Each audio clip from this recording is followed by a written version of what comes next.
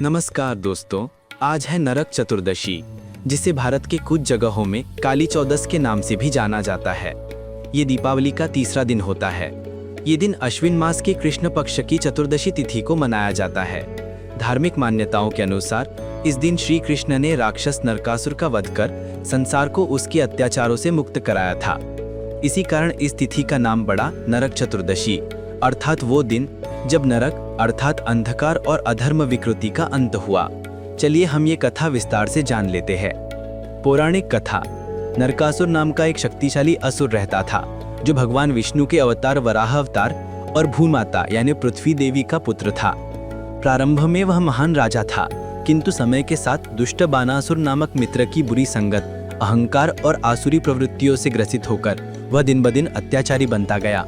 उसने देवताओं और ऋषियों को सताया, इंद्रलोक से कुंडल चुरा लिए और 16,000 देव कन्याओं को बंदी बना लिया।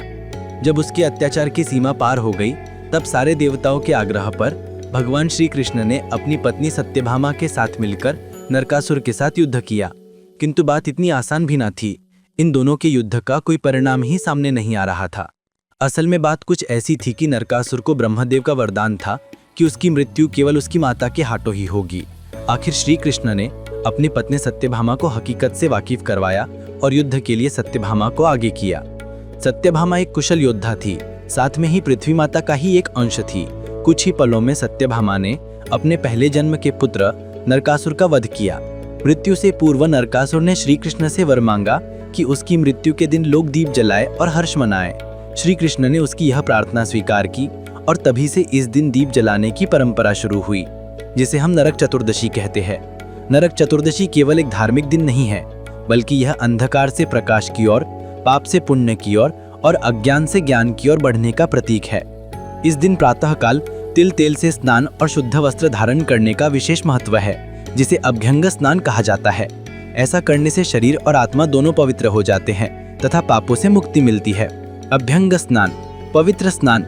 सूर्योदय से पहले उठकर बुरी प्रवृत्ति को घर से निकालने के लिए नरकासुर की याद में करान का फल घर की दहलीज पर पांव से फोड़ा जाता है। अभ्यंग स्नान के पहले शरीर पर सुगंधित तेल लगाया जाता है।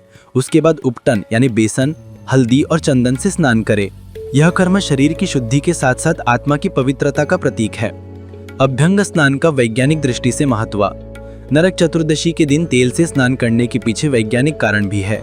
यह मौसम परिवर्तन का समय होता है, वर्षा और सर्दी के बीच का संक्रमण काल। इस समय तेल स्नान से शरीर की त्वचा को नमी मिलती है, रोग प्रतिरोधक शक्ति बढ़ती है और रक्त संचार में सुधार होता है।